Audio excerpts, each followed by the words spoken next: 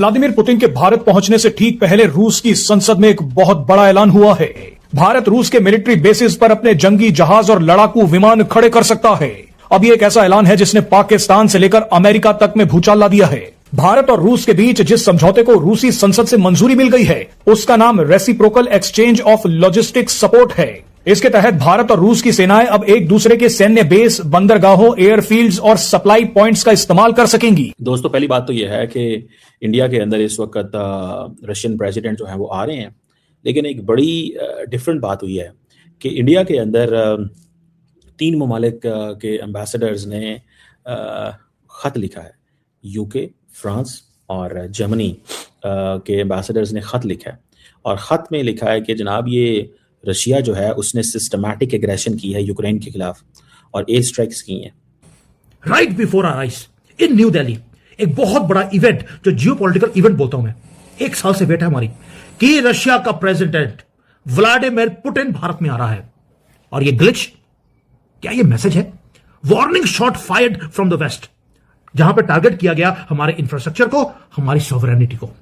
एक सिग्नल कि अपनी लाइन से बाहर मत निकलना। ये मैंने पहले बोला था, दोबारा बता रहा हूं क्योंकि ये बहुत इंपॉर्टेंट लाइन है कि अपनी लाइन से बाहर मत निकलना। और वाशिंगटन की तरफ रखा हुआ है 2030 के अंदर। अभी देखिए कि 500 अरब डॉलर हजम रखा हुआ है अमेरिका और भारत के दरमियान तिजारत का, और इससे कहीं कम रशिया और भारत के दरमियान जो है अब वो तिजारती हजम इंडियन सरकार की तरफ से रखा गया है। तो इंडियन अभी भी इंडो पैसिफिक के अंदर देख लें आप कि उस इतिहाद का हिस्सा है, क्वाड का हिस्सा है, जो कि चाइना के अगेंस्ट है, खालिसतन चाइना के अगेंस्ट है, इसमें तो दो राय नहीं है। अब पुतिन ये चाहते हैं कि भारत जो है वो मगरबी निज़ाम के अंदर रहा, अमेरिका के साथ रहा, लेकिन अब तो अमेरिका के डॉलर को भी चैलेंज करने के लिए एक निज़ाम मौजूद है, ब्रिक्स की सूरत में मौजूद है, और मगरबी निज़ाम उस हद तक अब वो खुद चूंकि कमज़ोर पड़ रहे हैं तो उस हद तक एक्टिव नहीं है। तो भारत के पास अब उस तरह से कोई जवाब नहीं रहा कि वो स्कैम के अंदर है, इसलिए भारत को अब ये सूट करता है कि वो इस प्लेटफॉर्म के अंदर आए और मुकम्मल एक्टिव। जय हिंद दोस्तों, स्वागत है आपका हमारे चैनल जय भारत में। हाल ही में रूस से एक बहुत ही बड़ी खबर सामने आई है, जिसमें बताया जा रहा है कि रूस के संसद में एक निर्णय हुआ है भारत और पुतिन के बीच में, जिसमें से बताया जा रहा है कि जो भारत के सैन्य ठिकाने हैं, रूस और भारत आपस में एक दूसरे के सैन्य ठिकानों का समझौता करेंगे और रसिया के जो भी एयरक्राफ्ट या ज़रूरी सामग्री, फाइटर जेट वगैरह है, वो इंडिया के ठिकाने पर रहेंगे। व इंडिया भी अपनी जगह देगा व रसिया भी अपनी जगह देगा। इससे आने वाले समय में दोनों कंट्री को बहुत ज़्यादा फ़ायदा होगा और तथा आतंकी हमले से या अपने दुश्मनों से बचाव के लिए बहुत ही अच्छी रणनीति बनाई जा सकती है तथा कट्टरता से खड़े रह सकते हैं, कह सकते हैं समझौता है। तो ये सारी चीज़ें यूरोप को काफ़ी ज़्यादा परेशान कर रही है। यूरोप के जो 3 एम्बेसडर हैं, फ्रांस, यूके और जर्मनी, इन्होंने लेटर भी लिखा भारत के विदेश मंत्रालय को कि भाई रूस जो है वो एग्रेसिव रहा है यूक्रेन वॉर में। तो ये सारी चीज़ें तो भारत भी कहता रहा है यूरोप के देशों को कि पाकिस्तान लगातार जैसे मोहम्मद लश्कर तैयबा जैसे देशों को पनाह दे, जैसे आतंकवादी संगठन को पनाह देता रहा है, आप भी कदम उठाएं। तो उन्होंने तो कुछ नहीं उठाया। तो वैसे भारत भी इनका लेटर पकड़ के पढ़ तो ले रहा है, लेकिन पढ़ के बस उसको कूड़े में डाल दे रहा है। इस लेटर की कोई वैल्यू नहीं है। जब आपने भारत ने आपको पाकिस्तान को लेकर शिकायत की, तो आपने तो पाकिस्तान को होस्ट किया, IMF से कर्ज दिलवाया उनको, ताकि और पाकिस्तान आतंकवाद को दे सके। अभी जो मिलती हैं वेपन्स आतंकवादियों के हाथों में, वो मेड इन चाइना तो होती हैं, पर मेड इन बेल्जियम भी होती हैं, मेड इन जर्मनी बुलेट्स भी यूज़ करते हैं लश्कर तैयबा और जैसे मोहम्मद के आतंकवादी। तो भारत भी तो इसका कंप्लेन करता है, इन देशों को समझना चाहिए। खैर, अब देखते हैं पुतिन जी के भारत दौरे के बाद क्या क्या एग्रीमेंट निकल के सामने आते हैं जो यूरोप और अमेरिका को और प्रभावित करेंगे। पुतिन का आना इंडियंस और जो यूरोपियंस हैं वो तो इसको बहुत बुरा मना रहे हैं। वो समझ रहे हैं कि ये दिस इज़ नॉट एक्सेप्टेबल। पहले वो समझते थे कि ठीक है, चलो चाइना के साथ इनके जो ताल्लुकात हैं उस हवाले से वो बहुत सारी बातें जो हैं वो करते थे कि यार एक ठीक है, इनका एक ताल्लुक है, वो एक चीज़ है, ठीक है जी। तो दैट इज़ वन थिंग। अब पुतिन का आना मतलब उस पर यूरोपियंस जो है दे गॉट इर्क्ड। उन्होंने कहा कि ये क्यों किया इन्होंने, जब पुतिन को दुनिया में कोई वेलकम नहीं कर रहा, ये क्यों बुला रहे हैं। ये चीज़ जो है पुतिन जो है वो बड़ा अप्रिशिएट करता है कि इंडिया जो है इज़ अ डिफरेंट कंट्री। दूसरी तरफ से इंडियंस ये समझ रहे होंगे कि हम पहले ही अगर तेल कम ले रहे हैं तो फिर आपको क्या एतराज़ है, मतलब what are you up to, आपको क्या मसला है फिर, ठीक है ना जी। तो दैट इज़ समथिंग जो मुझे नज़र आ रही है और मुझे जिसकी समझ आ रही है। अब जो उन्होंने किया है, जो खत लिखे हैं, इस खत को जारी बात है दे कंसिडर दिस कि यार ये इनको खत नहीं लिखना चाहिए था, इन्होंने हमारे डिप्लोमेटिक जो नॉर्म्स हैं उनकी वायलेशन की है। स्ट्रेटेजिक पार्टनरशिप है इंडिया एंड रशिया की, उसको मजीद स्ट्रेंथन करे और फोकस किसके ऊपर होगा, डिफेंस के ऊपर, ऑयल के ऊपर, वेपन्स के ऊपर, एक ब्रॉडर कोऑपरेशन जो होता है उसके हवाले से। और ये जो बैकग्राउंड है, ठीक है जी, ये जो ओपर्ड है, इसकी वजह से यूरोपियन जो पावर्स हैं वो अपना बेसिकली डिस्प्लेयर शो कर रहे हैं कि यार ये क्या इन्होंने किया, ये क्यों इस तरह किया। तो ये एक बेसिकली, अब इंडियंस क्या कहते हैं, इंडियंस कहते हैं इन्होंने हमारी इंसल्ट कर दी है। मैं देख रहा था इंडिया का रिएक्शन आया है इसके ऊपर, ठीक है जी। उन्होंने कहा कि पहली बात तो ये है कि रशिया, इंडिया, चाइना का जो रिक का वो है वो कुछ भी नहीं है। पुतिन जो है उसका जो इंडिया के विजिट में ऐसी कोई चीज़ नहीं है, ठीक है जी।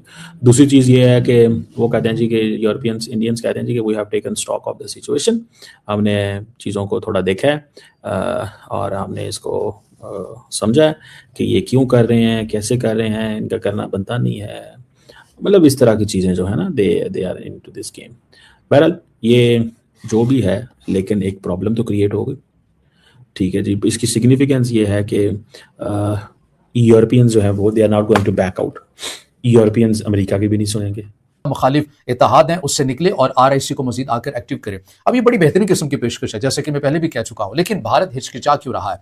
भारत इसलिए हिचकिचा रहा है कि भारत ये जानता है कि RIC का मतलब ये है रशिया, इंडिया और चाइना, और चाइना का मतलब यह है पाकिस्तान। जाहिर है जब आप चीन के साथ आप बैठेंगे, अब इंडिया के अंदर इसको लेकर दो मुतजाद या राय है या आप इख्तलाफात पाए जाते हैं। एक राय तो ये पाई जाती है कि हमें इस प्लेटफॉर्म का हिस्सा नहीं बनना चाहिए, क्योंकि इसके अंदर चाइना है और चाइना का मतलब यह है कि पाकिस्तान है, और जो भी फैसले, जो चीज़ें भी होंगी, चाइना ने अपना जो तमाम जो पलड़ा है वो तो रखना ही पाकिस्तान पर है, पाकिस्तान साइड के ऊपर होना है, जानबदारी का मुजाहरा करना है। तो हम क्यों कर एक ऐसे प्लेटफॉर्म का हिस्सा बने कि हम अमेरिका से भी दुश्मनी मोल ले लें, हम मगरबी दुनिया से भी दुश्मनियां मोल ले लें, और हम एक ऐसे प्लेटफॉर्म का हिस्सा बने जहां का एक जो बड़ा इंडियंस ये कह देंगे। अमेरिकन पहले ही नाराज है, क्योंकि अमेरिकन कहते हैं कि भाई बेसिकली तो अमेरिकन ये उन्होंने समझा कि यार ये अच्छा दोस्त है हमारा, इंडिया हमारा अच्छा दोस्त है, तेल खरीद रहा है, धड़ाधड़ तेल खरीद रहा है, और जब तेल खरीद रहा है और हमें मुश्किल में डाला हुआ है, इस तेल खरीदने की वजह से रशिया जो है वो अमीर है, इस तेल खरीदने की वजह से रशिया अमीर है, तो ये क्यों ऐसे इन्होंने ये करते हैं। तो दैट इज़ वन थिंग जिसको मैं व्हाट आई सी। अब दूसरी बात ये है कि उन्होंने एक लंबी चौड़ी जो है ना वो एक की है, एक पोजीशन क्रिएट की है, ठीक है जी।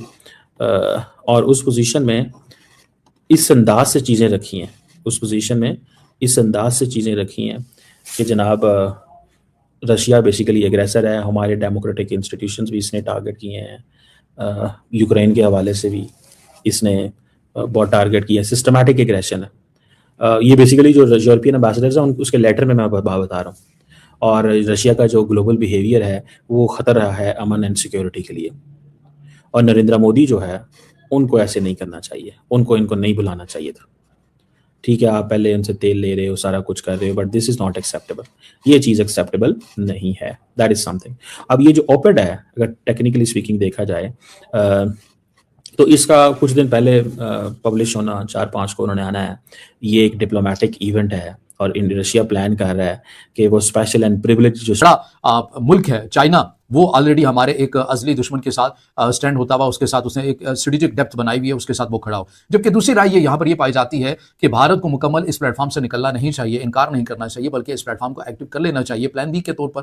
और इससे होना ये चाहिए कि सिफारतकारी के मैदान के अंदर चीन के साथ अपने ताल्लुकात को बेहतर से बेहतरीन के सफर पर जारी रखे, और इस हद तक चाइना के साथ अपने एतमाद को बहाल कर ले कि चाइना पर भी ये नौबत आ जाए कि अगर इंडिया और पाकिस्तान में से अगर उसे कोई सेलेक्ट करने या चूज करने का मौका मिले तो वो जरा हिचकिचाए, वो जरा रुक जाए। अभी तो चाइना स्टेज के ऊपर है कि रत्ती बराबर भी हिचकिचाता नहीं है ना, फौरन पाकिस्तान की तरफ अपनी जानबदारी को जाहिर कर देता है। तो हमें सिफारतकारी करके चाइना के ऊपर इस हद तक एतमाद बना लेना चाहिए। तो ये इस हद तक अभी दो राय जो है वो पाई जा रही है। जबकि जब ये RIC बना था तो उस वक्त भी जो चाइना की जो थिंकिंग थी, मैं यहां पर चाइना का पॉइंट ऑफ व्यू आपके सामने रख दूं कि चाइना ये कह रहा था कि रशिया ने RIC बनाया है यूरोशिया आर्किटेक्चर को देखकर, यानी सिक्योरिटी पॉइंट ऑफ व्यू उसका नुक्ता नजर है, जियोपॉलिटिकल इसका मकसद है। लेकिन चाइना कह रहा था कि नहीं, हमें सिक्योरिटी पॉइंट ऑफ व्यू से चीज़ों के ऊपर नहीं उलझना चाहिए, हमें मईशत को मेन रखना चाहिए। अगर हम तीनों ममालिक एक साथ हो रहे हैं तो उसका एजेंडा सिर्फ और सिर्फ तिजारत होना चाहिए, सिक्योरिटी नहीं होना चाहिए। और ये वो वजह है कि आई होप आपने वीडियो में एंजॉय किया होगा। तो ऐसे ही वीडियो देखने के लिए सब्सक्राइब कीजिए जय भारत चैनल को। हमारे चैनल पे आपको Pakistani reaction, Pakistani girls reaction, Pakistani funny reaction, Pakistani cricket update व पाकिस्तान की छोटी बड़ी न्यूज़ हमेशा मिलती रहेगी। हम आपके लिए समय समय पर हर टाइप की न्यूज़ लाते रहेंगे। मिलते हैं नेक्स्ट वीडियो में, जब तक के लिए जय हिंद जय भारत।